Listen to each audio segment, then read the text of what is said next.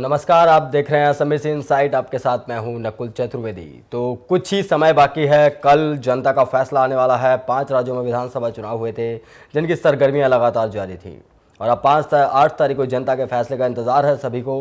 कांग्रेस को, बीजेपी को, निर्दलीय उम्मीदवारों को, उन प्रत्याशियों को जिन्होंने बहुत आस लगाई थी जनता से, और उस तमाम जनता को भी जिसने इस चुनाव में खुलकर वोट डाले और आगे बढ़कर अपनी सरकार का चयन किया। तो आज इसी मुद्दे पर हमारे साथ चर्चा करने के लिए हमारे साथ स्टूडियो में मौजूद हैं बीजेपी से एस के मुद्दीन जी और कांग्रेस से विश्व मोहन जी। स्वागत है आप दोनों लोगों का हमारे स्टूडियो में। और आज हम यहाँ पर चर्चा करेंगे उन सब बातों पर, क्योंकि कल फैसला आने वाला है, एक बड़ा फैसला आने वाला है और उसके बाद जनता का फैसला जो आएगा वही सबको डिस्कस करेगा। क्या बीजेपी के पाले में गया है सब कुछ या फिर कांग्रेस के पाले में गया है? तो सबसे पहले आपसे जानना चाहूंगा मैं, मुद्दीन जी, यहाँ पर लगातार जितने एग्जिट पोल्स आए हैं सभी एग्जिट पोल्स के मुताबिक बीजेपी को बढ़त दिख रही है चारों राज्यों में। 2 राज्यों में तो बीजेपी सरकार बना रही है, 2 राज्यों में कुछ उलटफेर हो रहा है आगे पीछे। क्या लगता है आपको, क्या एग्जिट पोल सही है? मुझको लगता है कि एग्जिट पोल बिल्कुल सही है और एग्जिट पोल के नतीजे आने के पहले जो उन्होंने बताए हैं 2 दिन पहले जी, उसके पहले से हम लोगों को पूरा विश्वास था जी कि निश्चित तौर से ये चारों प्रदेशों में हमारी सरकारें बनेंगी। जी जी। तो यहाँ पर सरकार आपने एग्जिट पोल को सही बता दिया। यहाँ पर आपको लगता है कि एग्जिट पोल बिल्कुल सही है। अगर यही जो नतीजे आपके पक्ष में दिखाए जा रहे हैं, अगर यही नतीजे नेगेटिव आते हैं तो आप क्या कहते हैं एग्जिट पोल्स पर? देखिए, एग्जिट पोल जो है वो नेताओं के द्वारा तो कराया नहीं जाता जी, ये तो आप ही लोगों के द्वारा कराया जाता है जी जी। और जो आप लोग कराते हैं तो वो काफ़ी गंभीरता के साथ कराते हैं जी। और इसके परिणाम, जिसके जो नतीजे भी आए हैं तो देखने में ये आया है कि प्राय उसके 100% नहीं भी आए हों तो 90, 95, 98 इतने प्रतिशत तो आए हैं। तो निश्चित तौर से वो भी स्वीकार करते हैं हम लोग। मतलब साफ तौर पर देखा जाए तो एग्जिट पोल्स के मुताबिक बीजेपी को बढ़त मिल रही है और बीजेपी आने वाले समय में शासन पर, दोबारा सत्ता पर काबिज होने वाली है। यहाँ पर विश्व मोहन जी, आपसे जानना चाहूंगा, आपके पक्ष में नहीं है एक भी सर्वे और सब कांग्रेस को पीछे लेकर जा रहे हैं। क्या लगता है आपको, क्या सर्वे सही है? देखिए, सर्वे सही है या गलत है ये पता चलने में ज़्यादा समय तो बचा नहीं है जी जी। कल जो भी है नतीजा सामने आ जाएगा जी। अब मात्र जो भी 18 घंटे का समय बचा है, तो इसलिए इस पर बहुत ज़्यादा बहस या स्पेकुलेशन करने की आवश्यकता नहीं है। नहीं, फिर भी क्या लगता है कि कांग्रेस को इतना ज़्यादा नुकसान हो रहा है जितना सर्वे में दिखाया जा रहा है? नहीं, देखिए, कांग्रेस को पिछली बार 71 सीटें मिली थी और जहां तक मुझे ध्यान है सभी एग्जिट पोल जो है वो बढ़त दिखा रहे हैं। तो ये एक ट्रेंड एकदम साफ है कि कांग्रेस को जो है बढ़त मिल रही है। अब ये मेरा ऐसा मानना है व्यक्तिगत रूप से कि ये जो आकलन कर रहे हैं एग्जिट पोल में, वो बढ़त को कुछ जितनी होनी चाहिए उतनी नहीं बता रहे हैं, उतना आकलन उनका गलत है। तो मतलब आपके हिसाब से आपको लगता है कि जिस तरीके से एग्जिट पोल्स आए हैं वो सही नहीं है और एक तरीके से जो बीजेपी के पक्ष में जा रहा है सारा माहौल वो भी एक तरीके से सही नहीं, क्योंकि आप लोगों को लगता है आप लोग सत्ता में दोबारा यहाँ पर वापसी करेंगे मध्य प्रदेश में? हमें तो पूरी उम्मीद है। तो चलिए, एक तरफ बीजेपी को उम्मीद है कि वो सत्ता में आने वाले हैं, दूसरी तरफ कांग्रेस को उम्मीद है कि वो भी सत्ता में आने वाले हैं। आखिर सत्ता से बाहर होगा कौन? चलिए पहले नजर डालते हैं एग्जिट पोल्स पर। क्या एग्जिट पोल्स दिखाए हैं तमाम सर्वे कंपनीज ने? तो अब आपको दिखा दें मध्य प्रदेश का एग्जिट पोल हम आपको दिखा रहे हैं। एबीपी न्यूज के मुताबिक बीजेपी को 138 सीटें मिल रही हैं और कांग्रेस को 80 सीटें मिल रही हैं और अदर्स के खाते में 12 सीटें जा रही हैं। वहीं अगर C4 एग्जिट पोल्स की बात करें तो C4 के मुताबिक यहां पर बीजेपी को 135 सीटें मिल रही हैं और कांग्रेस को 84 सीटें मिल रही हैं और आदर्श को 11 सीटें मिल रही हैं। मतलब 230 सीटों में से 135 बीजेपी के पास। फिर से आज तक की बात करें तो आज तक ने भी एबीपी की तरह यहां पर आंकड़े दिए हैं। 138 बीजेपी के पास, कांग्रेस के पास 80 सीटें और आदर्श के पास 12 सीटें। तो ये वो नतीजे हैं जो 2013 विधानसभा चुनाव के परिणाम से पहले ये एग्जिट पोल्स तमाम सर्वे कंपनीज के द्वारा जारी किए गए हैं। तो यहां पर 138 सीटें बीजेपी को दिखाई जा रही हैं। पिछली बार की बात की जाए, पिछली बार में अगर हम बात करें तो पिछली बार में 143 सीटें थी, तो यहां पर इसका मतलब 5 सीटों का नुकसान हो रहा है बीजेपी को जी। तो नुकसान कैसे हो रहा है? देखिए, एग्जिट पोल जो बता रहे हैं वो तो शिरोधार है ही जी, पर जहां तक हम लोगों का आंकलन है तो 140 के ऊपर जी बीजेपी जा रही है जी। और निश्चित तौर से जिस प्रकार का पूरा वातावरण पूरे मध्य प्रदेश के अंदर देखने के लिए मिला और जिस प्रकार से शिवराज जी की छवि है सभी तबकों के बीच में, और सबसे बड़ी बात यह है कि इस चुनाव में मुस्लिम समाज का भी बहुत बड़ा तबका भारतीय जनता पार्टी के पक्ष में खुलकर मतदान किया है, जिससे और भी अच्छे परिणाम संभावित हैं। अब इसी बात पर बात की जाए कि अभी एक केंद्र सरकार एक बिल लेकर आ रही है, सांप्रदायिक हिंसा बिल, सांप्रदायिक हिंसा विरोधी बिल। उस बिल का विरोध किया है बीजेपी के पीएम पद के उम्मीदवार नरेंद्र मोदी ने साफ तौर पर, उसके बाद शिवराज सिंह चौहान ने भी इसका विरोध किया है। एक तरफ आप कहते हैं कि अल्पसंख्यक आपकी तरफ दौड़ रहे हैं, दूसरी तरफ आप अल्पसंख्यकों के लिए लाए जाने वाले बिल का विरोध कर रहे हैं। क्या लगता है आपको, अल्पसंख्यक आपके पाले में रहेंगे? देखिए, ये जो बिल आया है ये कांग्रेस की जानी मानी रणनीति के तहत आया। ये एक तुष्टीकरण के तहत लाया गया, मतलब समाज का डिवीजन करने के लिए ये बिल है कि मतलब आप एक अलग प्रकार का वातावरण आप बनाना चाहते हैं पूरे हिंदुस्तान के अंदर, जबकि हिंदुस्तान के अंदर रहने वाला प्रत्येक नागरिक समान है, उसको सब प्रकार की सहूलियत मिल रही है और सबको मिलना चाहिए। अल्पसंख्यकों के नाम पे अगर आप अलग तरीके का बिल लेकर आओगे और बहुसंख्यक समाज को आप कटघरे में खड़ा करोगे तो निश्चित तौर से इसका विरोध तो होगा ही। बिल्कुल, निश्चित तौर पर यहाँ पर आपसे जानना चाहूँगा, जो कांग्रेस बिल लेकर आ रही है, सांप्रदायिक बिल, सांप्रदायिक दंगा विरोधी बिल, क्या लगता है आपको किस हद तक सही है बिल, ये क्या पास होना चाहिए? देखिए, भारत को आज़ाद हुए काफ़ी वर्ष हो गए और इस दौरान जो देश को इकट्ठा रखने का काम किया है, 550 रियासतों को और भिन्न भिन्न धर्म जाति के लोगों को बांध के रखने का काम कांग्रेस पार्टी ने इतने साल तक किया है। जी। जब देश आज़ाद हुआ था तब से देश विदेश में ये कयास लगाए जा रहे थे कि भारत कितने साल तक संगठित रह पाएगा, और ये कांग्रेस पार्टी की ही बहुत बड़ी देन है और उसके पुराने नेताओं की, जवाहरलाल नेहरू जी की, इंदिरा जी की, कि उनने इस देश को संगठित रखा। और कांग्रेस पार्टी उसी तरीके से एक कदम और आगे बढ़ाते हुए उसको और सुदृढ़ करना चाहती है कि यदि आपस में द्वेष को पूरी तरह से कानूनी तरीके से रोककर खत्म किया जा सके तो देश और सुदृढ़ होगा और शांति रहेगी तो समृद्धि बढ़ेगी। मेरे ख्याल से ये उसी कड़ी में एक पहल थी। बिल्कुल, मतलब आपके हिसाब से यहाँ पर कांग्रेस एक अच्छा काम कर रही है, दोबारा उन जातियों को संगठित करने की बात करिए, मगर इससे कहीं ना कहीं जो आज का वोटर है या आज का मतदाता है, आज का आम नागरिक है, उससे विकास से मतलब होता है, ना कि ये धर्म की राजनीति और ये सब राजनीति बहुत देख लिया आज सबने। नहीं तो आप मुद्दीन साहब तुष्टीकरण की राजनीति बोल रहे हैं, ना तो ये तुष्टीकरण की राजनीति ना वोट की राजनीति। यदि वैसा कुछ होता तो ये चुनाव के पहले आ जाता बिल, तो ऐसा तो किया नहीं। तो अभी ये जब चुनाव का परिणाम आने वाला है मुद्दीन साहब, जब चुनाव का परिणाम आने वाले हैं, कल परिणाम है, उससे पहले बिल लाया गया और इस पर कांग्रेस की पूरी जिद है कि कांग्रेस पास कराएगी इसी सत्र में इस बिल को। आखिर कैसे पास होगा ये बिल? नहीं, पास तो ये होना भी नहीं चाहिए इस बिल को। ये तो कहीं पे निगाहें और कहीं पे निशाना है। ये आगामी जो लोकसभा के चुनाव आ रहे हैं उसके मद्देनज़र ये अल्पसंख्यकों के बीच में तुष्टीकरण का मामला, जैसे अल्पसंख्यकों के हित के लिए कांग्रेस पार्टी ने शुरू से कहा जी। आज़ादी के बाद मुसलमानों के दिलों में कांग्रेस पार्टी ने एक बात बैठा दी कि हिंदुस्तान के अंदर अगर कोई पार्टी तुम्हारी रक्षा कर सकती है, हिफाजत कर सकती है, तो वो पार्टी है कांग्रेस जी। मुसलमानों ने उनकी बात पर यकीन किया और 50 साल तक थोक के वोट देकर इनको दिल्ली के ऊपर हुकूमत कराई। पर मुसलमानों के इस यकीन का जवाब कांग्रेस पार्टी ने क्या दिया? उनकी बद से बदतर बस्तियां, गरीबी, बेरोजगारी, मुफलिसी। जी। आज आप देखिए, मुस्लिम समाज के 10 और 12 साल 15 साल के बच्चे रोज सुबह मुंह हाथ काला किए आपको मोटर स्टैंड की तरफ जाते हुए नजर आएंगे। बिल्कुल। कहाँ जा रहे हैं? डेंटर की दुकान की तरफ। कहाँ जा रहे हैं? पेंटर की दुकान की तरफ। कहाँ जा रहे हैं? हीरो हांडा बनाने। और कहाँ जा रहे हैं साहब? पान की दुकान खोलने के लिए। ज्यादा तरक्की कर ली तो एक ऑटो ले लिया किस्तों में, मजदूर बन गए। कांग्रेस पार्टी की गलत नीतियों के कारण जिन मुस्लिम बच्चों के हाथों में कलम होना चाहिए, आज उनके हाथों में पाने और पिंचेस हैं। बिल्कुल, कहीं ना कहीं यहाँ पर जिस तरीके से लगातार बीजेपी पर आरोप लगते रहे हैं कि वो यहाँ पर अल्पसंख्यकों का ध्यान नहीं रखती है, यहाँ पर साफ तौर पर इनका कहना है कि बीजेपी ने हर तबके का ध्यान रखा और हर तबके के लिए काम किया है। तो चलिए एक बार फिर से एक नजर डालते हैं यहाँ पर हम उन एग्जिट पोल्स पर जो छत्तीसगढ़ के सर्वे में दिखाए गए हैं।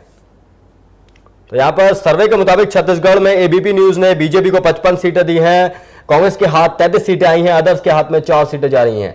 C4 के मुताबिक 46 सीटें बीजेपी को यहाँ पर मिल रही हैं, 42 सीटें कांग्रेस के पास जा रही हैं और 2 सीटें अदर्स के पास जा रही हैं। और आज तक के मुताबिक यहाँ पर 53 सीटें बीजेपी को मिल रही हैं और कांग्रेस के पास 33 आ रही हैं और अदर्स के पास 6 जा रही हैं। मतलब यहाँ पर भी बीजेपी सत्ता से दूर नहीं है, सत्ता के करीब मानी जा रही है। तो आपको बता दें, एक बार फिर से दिखा दें छत्तीसगढ़ का एग्जिट पोल क्या कहता है। यहां पर एबीपी न्यूज के मुताबिक बीजेपी को 55 सीटें मिल रही हैं, कांग्रेस को 33 सीटें मिल रही हैं, अदर्स को 4 सीटें मिल रही हैं। वहीं C4 की बात की जाए तो C4 के मुताबिक बीजेपी को 40 सीटें मिल रही हैं, कांग्रेस को 42 सीटें मिल रही हैं और आदर्श को खाते में 2 सीटें जा रही हैं। और वहीं अगर आज तक की बात की जाए तो आज तक के मुताबिक यहां पर 53 सीटें बीजेपी के खाते में जा रही हैं, कांग्रेस के खाते में 33 सीटें हैं और आदर्श के खाते में 6 सीटें यहां पर जा रही हैं।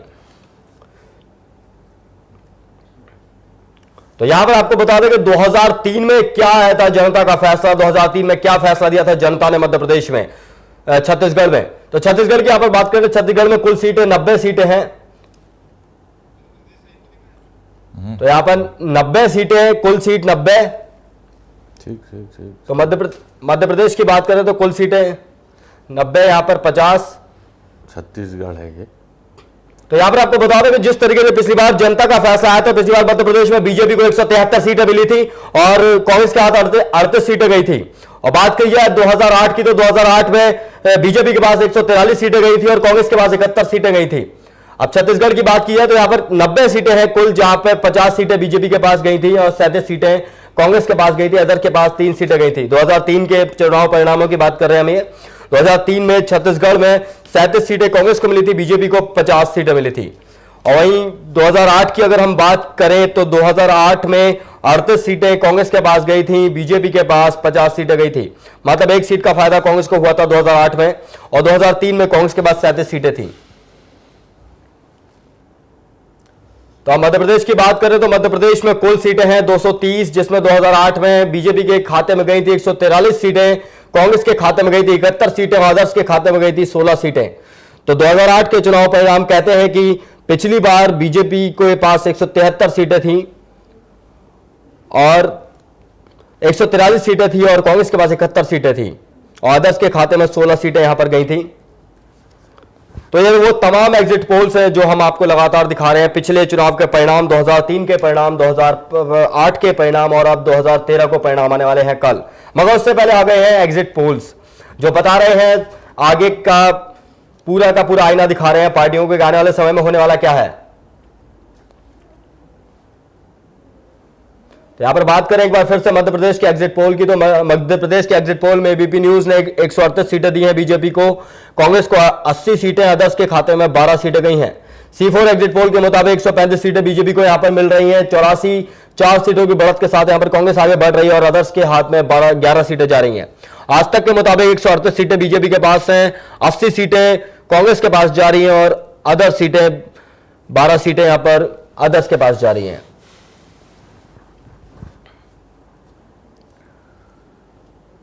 तो ये वो तमाम आंकड़े हैं जो हमने आपको दिखाए, 2003 के परिणाम भी, 2008 के परिणाम भी और उसके बाद जो अब एग्जिट पोल आया है वो भी हम आपको दिखाया है। तो यहां पर जिस तरीके से यहां पर कांग्रेस को भी पूरी आस है और बीजेपी को भी पूरी आस है कि यहां पर ये सत्ता में आएंगे और यहां पर दोबारा से इन्हें सत्ता मिलेगी।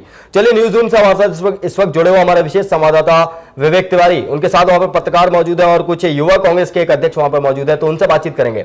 विवेक, जिस तरीके से यहां पर परिणाम आए थे, पिछले 2003 की बात की जाए, 2008 की बात की जाए और अब एक एग्जिट पोल आया है सामने, यहां पर दो नेता मेरे बगल में बैठे हुए हैं, कांग्रेस के भी हैं, बीजेपी के भी हैं।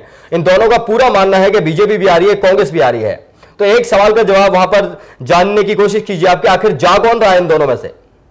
अगर आंकड़ों की बात की जाए तो सभी अपने आंकड़ों पे बात करते हैं, सबके अपने दावे होते हैं, हकीकत होती है, वो जो काम करते हैं उससे अपने दावे करते हैं और फिर कहते हैं कि मतदाता हमको वोट बैंक के रूप में हमें चुनेंगे और हमें सत्ता पे लाएंगे। लेकिन हकीकत कुछ और होती है। जनता का जब वोट होता है उसके बाद जब परिणाम होता है तो फिर कह देते हैं कि जनता ने हमको नकार दिया। ये बातें होती रहती हैं नकुल, लेकिन सबसे पहली बात है कि हम देखने की कोशिश करते हैं कि आखिर इनके दावे क्या हैं। हमारे साथ अभी यहाँ पर हैं शशांक दुबे जो यूथ कांग्रेस के लोकसभा अध्यक्ष हैं और साथ में हमारे चैतन्य भट्ट हैं यहाँ पर जो वरिष्ठ पत्रकार हैं। सबसे पहले मैं बात नकुल करूंगा इनसे, आपके शशांक दुबे जी से पूछना चाहूंगा कि आखिर उनके क्या दावे हैं कि कांग्रेस वापसी करेगी। बताइए शशांक जी, क्या दावे हैं कि वापसी करेगी? मध्य प्रदेश में शिवराज जी के सरकार में युवाओं के साथ जो छलावा किया है इस सरकार ने, उसका जवाब मध्य प्रदेश के मतदाताओं ने इनको दिया है और जो कल उसके परिणाम आप देखेंगे। और मतदाता, युवा मतदाता जो मध्य प्रदेश का है वो कांग्रेस के साथ है, क्योंकि उसके आगे की बहुत सारी आस हैं, उसको रोजगार के साधन चाहिए हैं, उसको बहुत सारी उम्मीदें हैं युवाओं की इस प्रदेश में सरकार जो कांग्रेस की आएगी उससे। इसलिए युवाओं ने कांग्रेस को मत अपना दिया। विवेक यहाँ पर एक सवाल मैं जानना चाहूंगा आपके यूथ कांग्रेस के जो लीडर हैं, जो अभी जवाब दे रहे थे कि यहाँ पर शिवराज ने छला है, जनता को, युवाओं को रोजगार नहीं दिया गया। क्या केंद्र की सरकार ने यहाँ पर वो सब किया है जो जिसकी उम्मीद थी देशवासियों को? मेरा ये सवाल था कि आखिर आप बोलते हैं कि शिवराज सिंह ने यहाँ पर छला है, लेकिन अगर बात की जाए तो केंद्र सरकार ने क्या किया है, इसका भी तो आपको आंकड़ा देना पड़ेगा। बात केंद्र सरकार की, अभी इलेक्शन जब आएंगे लोकसभा के तो उसमें केंद्र सरकार के साथ क्या है स्थितियां वो उससे हम अवगत कराएंगे। आज मध्य प्रदेश की बात है और मध्य प्रदेश में युवा बेरोजगार घूम रहा है। आज जबलपुर की अगर बात करें तो युवा पूना जा रहा है, मध्य प्रदेश का युवा पूना जाता है, बेंगलोर जाता है। पढ़ाई के साधन उपलब्ध नहीं है, रोजगार के साधन उपलब्ध नहीं है, और कांग्रेस पार्टी ने ये वादा किया है और कांग्रेस पार्टी अपने वादे को निभाना बखूबी जानती है। लेकिन शशांक, जिम्मेदारी ये भी होती है, केंद्र की जिम्मेदारी होती है। अगर एमपी की हम बात करें तो यहाँ पे जिम्मेदारी होती है केंद्र की, तमाम योजनाएं होती हैं, उनको क्रियान्वित किया जाता है, रोजगार के साधन उपलब्ध कराए जाते हैं, केंद्र की योजनाएं होती हैं। केंद्र की योजनाएं आखिर क्यों नहीं लाई गई यहाँ पर, और क्यों काम नहीं किया है? केंद्र की बहुत सारी योजनाएं हैं जिन पे भारतीय जनता पार्टी के इन नुमाइंदों ने पलीता लगा दिया और कहीं ना कहीं युवाओं की तरफ ध्यान नहीं दिया। केंद्र की योजनाओं को यहाँ पे युवाओं के जो अवसर देने थे वो कहीं ना कहीं भारतीय जनता पार्टी ने उन अवसरों को सामने आने ही नहीं दिया। तो फिर महंगाई से तो जनता यहाँ पर हो रही है, महंगाई से जनता। जी बोलिए विवेक, यहाँ पर एक सवाल और जानना चाहूंगा। जिस तरीके से अभी एग्जिट पोल्स आ गए हैं और पूरे दावे हैं इनके कि इनकी सरकार यहाँ पर बन रही है, तो क्या जो तमाम एग्जिट पोल्स दिखा रहे हैं, तमाम सर्वे हुए हैं, एक सर्वे गलत हो सकता है? यहाँ पर तो काफी सर्वे सामने आए हैं, सब में कांग्रेस पीछे है। एक जवाब इनसे पूछिए, क्या कांग्रेस अब भी वापसी कर रही है? जी बिल्कुल, मैं वही पूछने की बात कर रहा हूँ। यहाँ पर एग्जिट पोल जो कह रहे हैं, कांग्रेस तो हर जगह पिछड़ रही है, फिर किस तरह से आप मानते हैं? एग्जिट पोल को आप मानते हैं? बिल्कुल नहीं, एग्जिट पोल गलत है। ज्यादा समय नहीं है, 15 से 20 घंटे में परिणाम सामने होंगे। मध्य प्रदेश के मतदाताओं ने कांग्रेस को जो अपना अमूल्य मत दिया है और एक विश्वास के साथ दिया है, वो कल आपको देखने मिलेगा। एग्जिट पोल को हम बिल्कुल नहीं मानते, क्योंकि कई बार एग्जिट पोल हमेशा फेल हुए। नकुल, एग्जिट पोल तो यहाँ पर फेल हो रहे हैं। कांग्रेस के नेता का साफ कहने कि एग्जिट पोल यहाँ पर फेल हो रहे हैं, लेकिन हमारे साथ जो चैतन्य भट्ट जी हैं, वरिष्ठ पत्रकार हैं, हम उनसे जानने की कोशिश करते हैं कि आखिर एग्जिट पोल क्या कहते हैं और क्या फिजा होगी इस बार मध्य प्रदेश की। जी, मैं चैतन्य जी से पूछता हूँ। देखिए, जहाँ तक एग्जिट पोल का सवाल है तो पिछले कई वर्षों से एग्जिट पोल होते आए हैं, ओपिनियन पोल भी होते आए हैं, और एक बहुत सीमित दायरे में ये सर्वे होते हैं। लोगों से, मतदाताओं से पूछा जाता है, विशेष इलाके के मतदाताओं को पूछा जाता है, तो उतना ज़्यादा भरोसा तो एग्जिट पोल पे नहीं किया जा सकता। लेकिन पिछले इतिहास जो बता रहे हैं कि जो सर्वे आए हैं और एग्जिट पोल आए हैं, उनमें बहुत ज़्यादा फर्क नहीं रहा है। जो सीटें एग्जिट पोल ने बताई हैं उसके करीब लगभग, क्योंकि वो एक मतदाता के मूड को भांपने का एक तरीका है सर्वे जो है एग्जिट पोल। तो यहाँ पर विवेक, जिस तरीके से एग्जिट पोल्स की बात यहाँ पर चैतन्य भट्ट जी ने भी बताया कि एग्जिट पोल्स करेक्ट आंकड़े तो नहीं आ पाते हैं, मगर लगभग आंकड़े आते हैं और आसपास रह जाते हैं। तो यहाँ पर फिर भी कांग्रेस को पूरा विश्वास है कि यहाँ पर कांग्रेस सत्ता में वापसी कर रही है। यहाँ पर कांग्रेस सत्ता में वापसी करने के बाद जो आपने मैनिफेस्टो की बात की है, विश्व मोहन जी, आपके मैनिफेस्टो आए हैं, तरह तरह की इसमें लुभावन बातें दी गई हैं जनता के लिए। क्या लगता है आपको, क्या सरकार आपकी बन जाएगी तो क्या करेंगे उन वादों का? आप रखे रह जाएंगे या उन्हें पूरा किया जाएगा? नहीं, रखे क्यों रह जाएंगे भाई। सरकार आएगी तो जो मैंडेट जनता ने दिया है उसको इंप्लीमेंट करेंगे। मैनिफेस्टो में प्रैक्टिकल बातें कही गई हैं, टैक्स कम करने की बात कही गई है पेट्रोल डीजल पे, कहीं गैस सिलेंडर को एडिशनल 2 सिलेंडर या 3 सिलेंडर देने की बात कही गई है। केंद्र की बात करें, केंद्र में सब्सिडी वाले सिलेंडर ही मिल रहे हैं। अभी सिलेंडर की स्थिति आप देख लीजिए, केंद्र से ही खराब हो रखी है। तो मध्य प्रदेश की आप स्थिति कैसे सुधार देंगे जब केंद्र में नहीं सुधार पा रहे? तो केंद्र में सुधार पाने की बात नहीं है, ये आप राज्य सरकार की और राज्य शासन की बात कर रहे हैं और मैनिफेस्टो की बात कर रहे हैं। तो मैनिफेस्टो में जो दिया है, सरकार आएगी तो वो पूरा करेंगे। सरकार तो एक ही है ना, और केंद्र में है। केंद्र सरकार जो है, केंद्र सरकार में आप ये भी देखिए साथ में कि गत वर्षों में मांग में कितनी बढ़ोतरी हुई है। भारत जो है अंतर्राष्ट्रीय बाजार में एक ऊर्जा उत्पादों का प्रमुख क्रेता के रूप में उभर के आया है, जो पहले 10 नंबर के बाद नंबर लगा करता था, आज टॉप 5 में है। तो इतना जब मांग बढ़ती है तो उसके कारण कभी कभी असंतुलन हो जाता है। अपने घर में भी अपन 2 रोटी खाते हैं, कभी 5 रोटी खाने लगे तो माता जी पूछती हैं कि भाई समय लग रहा है 5 मिनट बनाने के लिए, दे दीजिए। तो उतना तो आपको सम्मान करना पड़ेगा। नहीं, बिल्कुल। आप एक बार बताइए, गरीबों की राजनीति लगातार करती आई है कांग्रेस, चाहे सोनिया गांधी हो चाहे राहुल गांधी हो, लगातार कि हम गरीबों के हितैषी हैं, कांग्रेस गरीबों की पार्टी है, हम गरीबों के लिए काम करेंगे, गरीबों को रोटी देंगे और गरीबों के लिए घर बनाएंगे। मगर एक बात बताइए, आज 60 साल के लगभग होने जा रहे हैं कांग्रेस को शासन करते करते पूरे देश में, और आज तक गरीब खत्म नहीं हो पाए देश से, गरीबी खत्म नहीं हो पाई देश से। गरीबी रिलेटिव होती है साहब। आज से 50 साल पहले जो गरीबी थी वो भुखमरी की गरीबी थी जी। आज जो गरीबी है वो रिलेटिव गरीबी ये है कि भाई आपके पास साइकिल है, आप मोटरसाइकिल लेना चाहते हो। यहाँ पे मुद्दीन साहब बैठे हैं, मेरे से उम्र में बड़े हैं, मैं भी बैठा हूँ। मुझे याद है अच्छे से कि कोई ज़माने में हम जब अपने स्कूल जाया करते थे तो यहाँ पे जो ऑर्डिनेंस फैक्ट्रियाँ हैं उसमें काम करने हज़ारों लोग जाते थे और साइकिलों का पूरा सागर दिखता था। आज आप सुबह खड़े हो जाइए और वहीं देखिए कि वो साइकिलों की जगह 80% लोग जो है वो मोटरसाइकिल पे जाने लगे हैं। तो क्या तरक्की नहीं हुई देश की? गरीबी कम नहीं हुई? आपको इससे ऐसा विश्वास नहीं होता? यहाँ पर तरक्की हुई है। यहाँ पर विश्व मोहन जी के मुताबिक कांग्रेस ने बहुत तरक्की की है, देश को बहुत आगे लेकर गई है। यहाँ पर बीजेपी से ही मैं ये बात जानना चाहूंगा मुद्दीन जी, जिस तरीके से कांग्रेस यहाँ पर दावे कर रही है, मैनिफेस्टो भी लेकर आए हैं मध्य प्रदेश में, उसी टॉपिक पर हम बात करेंगे पहले कि कांग्रेस एक सरकार है। यहाँ पर कहते हैं कि राज्य सरकार का और केंद्र सरकार का कोई लेना देना नहीं, पार्टी तो एक ही है, चाहे कांग्रेस हो चाहे बीजेपी हो। या फिर इन्होंने जो किया और आपके एनडीए के शासनकाल में जो हुआ, क्या डिफरेंस था उसमें?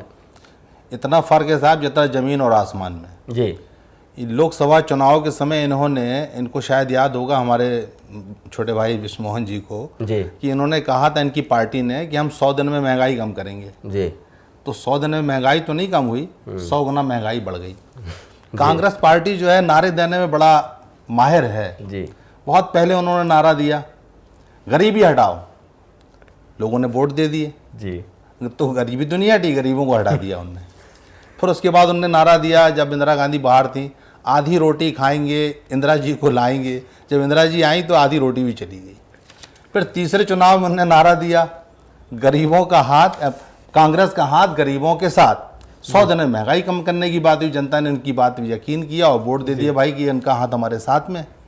तो साहब 100 दिन में महंगाई तो नहीं, 100 गुना महंगाई बढ़ गई। मतलब ये भाषण मुझे लग रहा है कि कहीं सुना हुआ है, नरेंद्र मोदी का भाषण है जो आपने सुना। अरे साहब आपने हमारा नहीं सुना, नहीं तो आपको बहुत पहले बिल्कुल। यहाँ पर जिस तरीके से आपको बोला कि नारे लाने वाली पार्टी है कांग्रेस। मैं मुद्दीन भाई की बात से सहमत नहीं हूँ। कांग्रेस अकेले नारे देने वाली पार्टी नहीं है। देखिए कांग्रेस ने देश को मजबूत करने के लिए ठोस कदम उठाए, ठोस लेजिस्लेशन लाए हैं, चाहे वो सूचना का अधिकार हो, चाहे वो शिक्षा का अधिकार हो, चाहे वो भोजन का अधिकार हो।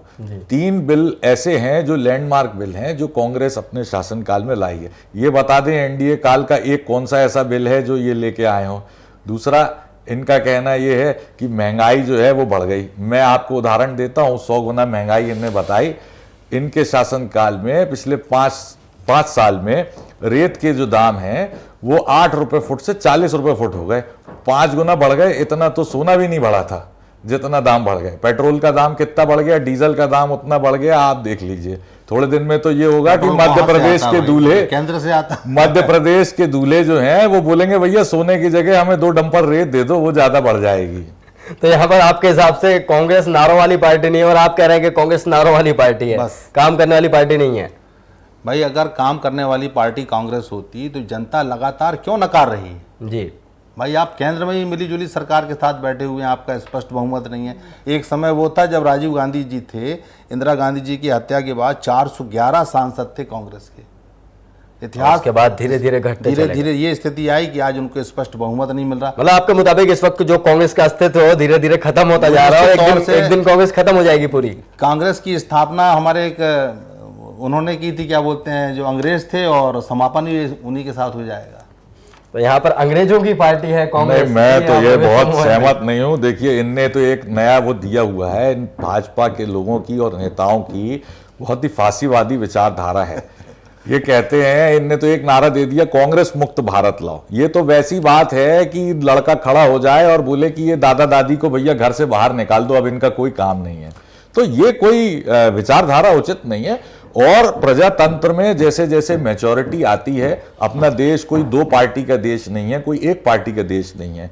यहाँ पर संविधान में प्रावधान है कि अनेकों राजनीतिक दल हो सकते हैं। तो जैसे जैसे प्रजातंत्र मैच्योर हो रहा है, 60 साल 65 साल हो गए हैं, तो पार्टियां बढ़ेंगी, उनका अपना विस्तार होगा, अलग अलग विचारधारा के लोग हैं, उनका रिप्रेजेंटेशन जो है वो शासन में आपको दिखाई देगा। आप और देशों की स्टडी कर लीजिए, आप यूरोप की देशों की स्टडी कर लीजिए, वहां यही आएगा। एक पार्टी और दो पार्टी जहां बहुत ज्यादा सीमित प्रजातंत्र रह गया है, वहां आप देखेंगे कि वहां पे अल्टीमेटली जाके कोई ना कोई डिक्टेटर बैठ गया है। तो कम से कम कांग्रेस पार्टी को इतना तो श्रेय दीजिए कि उनने डिक्टेटरवाद यहां पर नहीं बैठाया, प्रजातंत्र को मजबूत किया। जी मुद्दीन जी आप बताएं। देखिए विश्वमोहन जी ने ये सही बोला, दादा दादी वाला। जी मेरा कहना ये है कि आप आज हालात, पहले तो सबके सब कांग्रेसी थे, एक समय वो था, लेकिन आज घटते चले जा रहे हैं। घटते चले गए। कहीं कोई सपा बन गया, कहीं बसपा बन गया, कहीं कोई बन गया, कहीं जनता पार्टी बन गई। तो निश्चित तौर से ये इनका ग्राफ दिन पे दिन गिरता चला गया। मतलब इनका अंत निश्चित है आपके मुताबिक कि कांग्रेस का अंत यहाँ पर सुनिश्चित है। सुनिश्चित है यहाँ पर। तो यहाँ पर इनके मुताबिक, मुद्दीन जी के मुताबिक यहाँ पे कांग्रेस का अंत सुनिश्चित है। धीरे धीरे इनके सांसद घटते चले जा रहे हैं या इनकी जो सीटें वो कम होती चली जा रही हैं और एक दिन कांग्रेस पूरे तरीके से खत्म हो जाएगी। चलिए, यहाँ पर भविष्यवाणियां लगातार बहुत सारी हो रही हैं और काफी तमाम तरीके के एग्जिट पोल्स भी आ रहे हैं। बट एक और बाबा आए थे हमारे पास, एक स्टूडियो हमारे बाबा आए थे, बाली बाबा। उन्होंने क्या कहा इन एग्जिट पोल्स को लेकर, वो आपको दिखाते हैं। मध्य प्रदेश, राजस्थान, दिल्ली, छत्तीसगढ़, मिजोरम, सभी जगह तख्ता पलट होने की पूर्ण आसार हैं। तख्ता पलट होगा। मध्य प्रदेश में कांग्रेस और हाथी निर्दलियों से मिलकर के एक नई सरकार का गठन होगा। सर्वे जो बता रहे हैं उन पर ध्यान हम नहीं देते हैं, पर हमको ये लग रहा है, कन्फर्म दावे के साथ कहते हैं कि मध्य प्रदेश में सत्ता परिवर्तन होगा।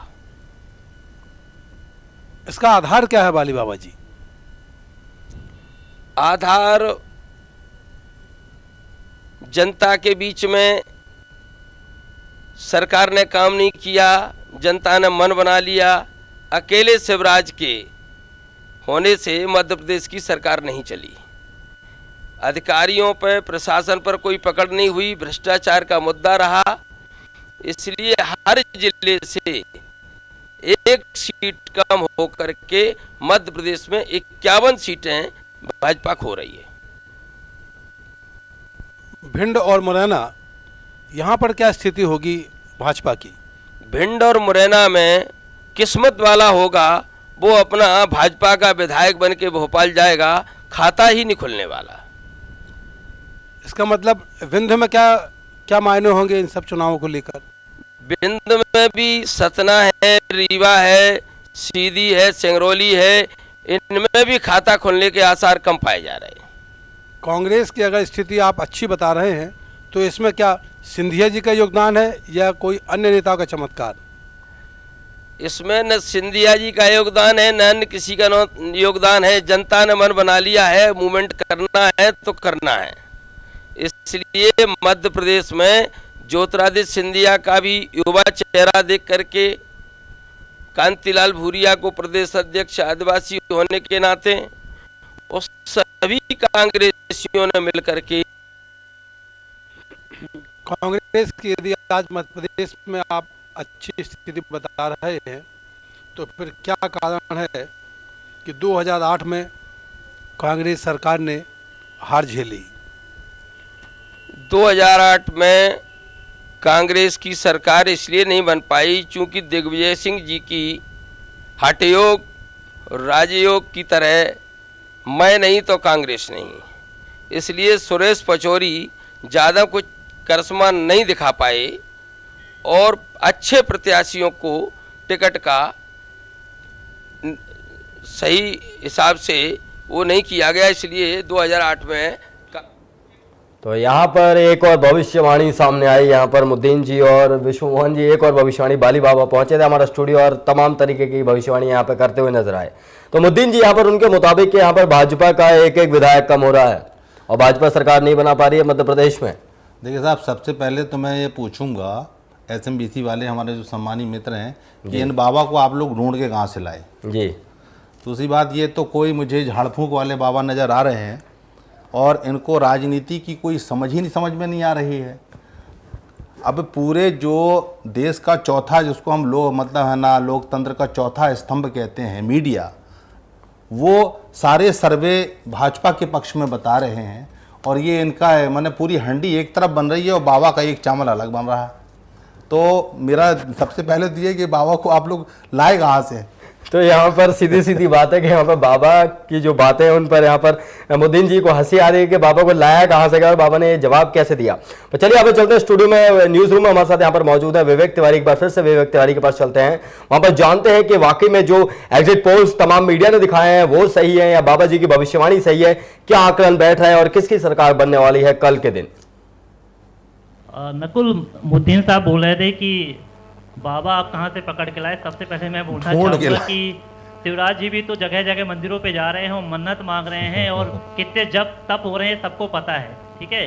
तो यहाँ पर एसएमबीसी में क्या भविष्यवाणी हो गई ये तो आगे कल पता ही चल जाएगा। लेकिन एग्जिट पोल की जो बात आप करें कि एग्जिट पोल का क्या हाल है और क्या सरकार वापसी कर रही है कांग्रेस यहाँ पर या बीजेपी अपनी सत्ता पे कायम रहेगी, सब चीज़ों की हम बात करेंगे। सबसे पहले हम आंकड़ों की बात करें कि इस बार आंकड़ा क्या बन रहा है और क्या होने वाले इस बार। तो वरिष्ठ पत्रकार से ही मैं शुरुआत करूंगा, चैतन जी से ही पूछने की कोशिश करूंगा आखिर आंकड़ा क्या हो सकता है इस बार। चैतन जी, देखिए ये तो तय है कि शिवराज सिंह की सरकार वापस आने वाली है, ये तो इसमें कहीं कोई दो मत नहीं है। हाँ, निश्चित तौर पे कांग्रेस की सीटें जो पहले थी उससे बढ़ सकती हैं। जो एग्जिट पोल दिखाए जा रहे हैं उसमें इस बात का पूरी तरह से उल्लेख है कि चारों राज्यों में भारतीय जनता पार्टी की सरकार वापस आ रही, चाहे वो छत्तीसगढ़ हो, मध्य प्रदेश। सबसे बड़ी बात क्या है कि जो भी कैंपेन चला है यहाँ पर वो शिवराज सिंह को केंद्रित होकर चलाया गया है। दूसरा, एक बहुत बड़ा वोट जो युवाओं का आया है, जो वोटिंग बढ़ी है, अभी तक ये धारणा मानी जाती है कि जो भी वोटिंग बढ़ती है वो निश्चित तौर पे एंटी इनकम्बेंसी के आधार पर होती है, मतलब सरकार के खिलाफ जाती है। लेकिन इस बार चुनाव आयोग ने जिस तरह से कैंपेन चलाया था कि आप अपने मत का अधिकार का प्रयोग करें, उससे भी बहुत लंबी जागरूकता आई है। दूसरा, बहुत ज़्यादा एक संख्या में मतदाता, युवा मतदाता जुड़ा है, जिसको भी एक रोमांच था कि हम वोट दें। ये अलग बात है कि इस युवा मतदाता किस तरफ जा रहा है, किस करवट बैठ रहा है, इसका आकलन अभी ना कांग्रेस कर पा रही है, ना भाजपा कर पा रही है, ना दूसरे राजनीतिक विश्लेषक कर पा रहे हैं, क्योंकि ये पहली बार मतदाता आया है जो उसको बहुत ज़्यादा नीतियों से या राजनीति से कोई ज़्यादा पूर्व नहीं रहता है। लेकिन फिर भी उन्होंने अपना एक वोट कहीं ना कहीं तो डाला है। अब ये वोट किस तरफ पलटता है ये देखने वाली बात है। और जहाँ तक रहा सर्वे का सवाल, तो वो मैं पहले ही बता चुका हूँ और लोगों को भी मालूम है कि सारे सर्वे जो है भाजपा के पक्ष में जा रहे हैं। अब वो पक्ष में किस तरह से जा रहे हैं, किन आधार पर उन्होंने सर्वे किया है, ये तो सर्वे वाले ही बता सकते हैं। जी, भ्रष्टाचार बहुत बड़ा मुद्दा रहा है। स्वराज के मंत्रियों पर जांच भी चल रही है, साथ में भ्रष्टाचार, फिर रेप के मामले नंबर 1। तो क्या शिवराज को जो अपन ने फोकस किया, शिवराज को फोकस करके क्या सरकार बन जाएगी? क्या ये जो निगेटिव चल रहा है, सत्ता में जो निगेटिव आया है, उसका असर नहीं दिखेगा क्या, आपको नहीं लगता? देखिए, भ्रष्टाचार अब कोई मुद्दा नहीं है। मैं जहाँ तक समझता हूँ कि भ्रष्टाचार चाहे वो कांग्रेस कर रही हो, चाहे बीजेपी कर रही है, भ्रष्टाचार को बहुत सामान्य और शिष्टाचार समझ लिया है आम आदमी ने, क्योंकि कांग्रेस भी उतनी ही भ्रष्ट है जितनी भ्रष्टाचार बीजेपी सरकार ने किया। बीजेपी सरकार के 10 मंत्री लोकायुक्त की जांच में हैं, जद में हैं, 50 अफसर हैं जो लोकायुक्त के जांच की जद में आए हुए हैं, जिनको कार्यवाही करने के लिए लोकायुक्त को अधिकार नहीं मिल रहा है, वो बिना नाखून का शेर हो गया। इसलिए भ्रष्टाचार मैं समझता हूँ कि बहुत बड़ी बात इसलिए नहीं है कि अगर 2 भ्रष्टाचारी हैं उनमें से किसी एक को चुनना है, वहाँ भी भ्रष्टाचारी बैठे हैं, वो देश को लूट रहे हैं, ये प्रदेश को लूट रहे हैं। बिल्कुल विवेक, भ्रष्टाचार को विवेक यहाँ पर एक सवाल मैं जानना चाहूंगा। जिस तरीके तमाम एग्जिट पोल्स आए हैं उनके मुताबिक बीजेपी की सरकार बन रही है और अभी चैतन्य भट्ट जी के मुताबिक भी बीजेपी की सरकार बन रही है। तो आपके बगल में जो बैठे हैं यूथ कांग्रेस के शशांक दुबे, उनसे जरा एक बार पूछिए कि किस तरीके से यहाँ पर कांग्रेस की सरकार बनने वाली है दोबारा। देखिए नकुल, जैसे कि चैतन्य भट्ट जी ने कहा कि जो यूथ फैक्टर है वो काफ़ी असरकारक हुआ। यूथ जिस तरह से वोटिंग यहाँ पर हुई, यूथ की जो वोटिंग हुई है वो कहीं ना कहीं असर कर सकती है इसके सत्ता के परिवर्तन में, कुछ भी कर सकते हैं। लेकिन स्वराज की सरकार बन रही है, लेकिन जो कांग्रेस के दावे वो कहते हैं कि हम सरकार में रहे। हम पूछने की चाहते हैं कि अगर यूथ फैक्टर क्यों हो रहा है, क्योंकि हमारे साथ शशांक दुबे यूथ से नहीं, यूथ फैक्टर विवेक, यूथ फैक्टर आपका राहुल गांधी से भी चल सकता है मध्य प्रदेश कांग्रेस के अंदर, कि यूथ फैक्टर से वो भी खींच सकते हैं यूथ फैक्टर को। बिल्कुल वही बात करने की कोशिश हम करते हैं कि शशांक से पूछते हैं कि आखिर यूथ फैक्टर कितना काम करे और कितना वोट उनके पक्ष में गया। शशांक बताएं, यूथ फैक्टर कितना असर करेगा इस बार और कितने वोट बटोर पा रहे हैं? राहुल जी की सोच थी कि युवाओं पे नेतृत्व थोपा ना जाए और युवाओं को एक कुशल नेतृत्व दिया जाए। राहुल जी ने मध्य प्रदेश नहीं पूरे देश में ये लोग जानते हैं कि एक यूथ कांग्रेस के चुनाव कराए गए, उसमें युवा नेतृत्व उभर के आया जो युवाओं की आवाज को उठाएगा और युवाओं के हक की लड़ाई को लड़ना युवा कांग्रेस का काम है।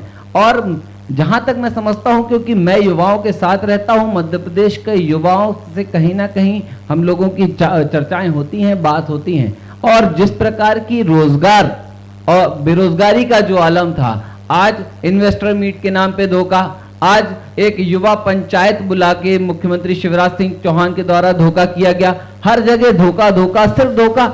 इसीलिए आज युवा इस नौटंकी के खिलाड़ी की भूमिका को समझ चुका है और युवाओं ने अपना मत कांग्रेस पार्टी को दिया है। और निश्चित तौर पे मैंने बोला कि जैसे कि अभी 15 से 20 घंटे में आपको रिजल्ट सामने होगा। देखा गया है कि कांग्रेस ने यूथ को यहाँ पर उम्मीदवार के रूप में नहीं उतारा है, यूथ ज्यादा नहीं आया, पुराने चेहरों को ही आजमाया गया। तो आपको कैसा लगता है कि वहां पर वोट बैंक आपका बढ़ जाएगा? आप लोग यूथ कांग्रेस थे लेकिन फिर भी आपको मौका नहीं दिया गया, तो कहाँ से राहुल गांधी का फैक्टर यहाँ चला गया? राहुल गांधी जो नीतियां बनाने की बात करें तो वो कहाँ चला? यहाँ पर कुछ नजर ही नहीं आया। पुराने चेहरे, कमलनाथ की चलती है, सिंधिया की चलती है या भूरिया की चलती, तो कहते हैं आप कहेंगे कि पूरा आप लोग का दारोमदार है और आप लोग सत्ता वापसी कर लेंगे, क्या है? निश्चित तौर पे आपने सही बोला, कमलनाथ जी की चलती, सिंधिया जी की चलती, भूरिया जी की चलती, क्योंकि ये सारे कांग्रेस के नेता हैं और यानी इसका मतलब है कि पूरी कांग्रेस की चलती। तो फिर राहुल की नीतियां कहाँ गई? राहुल जी कितनी बार मीटिंगों में लड़ाई हुई? बिल्कुल कोई लड़ाइयाँ नहीं हुई है, ये अफवाह उड़ाई जाती हैं। अफवाह नहीं, सबके सामने आया, सबने बोला कि है, और अफवाह ये नहीं है, बिल्कुल महज लड़ाई हुई थी, टिकटों की लड़ाई हुई थी कि यूथ को टिकट नहीं मिल पा रही है, सब अड़े हुए थे कि हमारे पुराने नेताओं को दो। तो कैसे आप जीतेंगे? अंदर घर में ही आपके कलह है। निश्चित तौर पे कांग्रेस पार्टी ने बहुत अच्छे उम्मीदवार उतारे हैं और युवाओं को भी मौका दिया गया है। ये कहना गलत है कि युवाओं को मौका नहीं दिया गया। और राहुल जी के पास ये सारे नाम भेजे गए थे, राहुल जी ने इनके बारे में जानकारियां ली कि कौन चुनाव जीत सकता है और क्या पोजीशन है, उस आधार पे राहुल जी ने ओके किया है, ना कि किसी एक नेता विशेष ने। विवेक, कांग्रेस पार्टी निकुल बताएं। विवेक, यहाँ पर जिस तरीके से बात कर रहे हैं कि राहुल गांधी ने पहले डिसाइड किया था सब कुछ, राहुल गांधी एक एक टिकट खुद फाइनल कर रहे थे, उसके बाद भी युवाओं को उस टिकट से मरहूम कर दिया गया। तो यहां पर वही राहुल गांधी की जो नीति थी, जिस तरीके से बात की जाती है कि राहुल गांधी की नीति यहां पर काम करेंगी और युवा बढ़ चढ़ कर आगे आएंगे, युवा कहीं भी नहीं आए यहां पर। बिल्कुल, राहुल की जो नीतियां थी नकुल, और राहुल की नीतियां यहाँ तो कुछ सामने नजर पे नहीं आई, फिर भी ये गुणगान राहुल की गाए जाने, सब कुछ यहाँ पर महाकौशल की बात की जाए, कमलनाथ की चलती है, ज्योतिरादित्य सिंधिया की चलती है, इन लोगों की चली है, लेकिन ये अभी भी राहुल का गुणगान कर रहे हैं। देखते हैं कि राहुल कितना असर दिखाते हैं, क्या राहुल का असर दिखेगा इस बार? बिल्कुल निश्चित तौर पे कांग्रेस पार्टी में राहुल जी सर्वमान्य नेता हैं और पूरी कांग्रेस पार्टी के जितने भी लीडर्स हैं मध्य प्रदेश के हों चाहे राहुल जी के नेतृत्व में, सबने यहाँ काम किया है, अच्छे उम्मीदवारों को टिकट दी गई है। और मैंने पहले भी बोला, कल परिणाम सामने होंगे, कांग्रेस की सरकार बनेगी और जो मध्य प्रदेश में हमने जो युवाओं से वादा किया है उन वादों पे कांग्रेस पार्टी राहुल जी के मार्गदर्शन में खरा उतरेगी। चलिए, उम्मीदवारों को टिकट दी गई है और परिणाम भी अच्छे आएंगे, शशांक जी का ये कहना है। बिल्कुल विवेक, चलिए आपका हमारे साथ जुड़ने के लिए बहुत बहुत धन्यवाद। तो यहाँ पर बात करेंगे मुद्दीन जी, यहाँ पर कांग्रेस के अभी युवक बैठे हुए थे, कांग्रेस युवा नेता है शशांक दुबे, उनका साफ तौर पर कहना है कि यहाँ पर राहुल गांधी का जादू चल रहा है, युवाओं का जादू चल रहा है। बल्कि साफ तौर पर ये सामने आई थी बातें जब टिकट बंटवारा नहीं हुआ था उससे पहले कि राहुल गांधी यहाँ पर खुद एक एक टिकट खुद बना रहे हैं, खुद बता रहे हैं कि कौन सी टिकट किसके पास जानी है। उसके बाद भी यहाँ पर युवाओं को मरहूम रखा गया सबसे।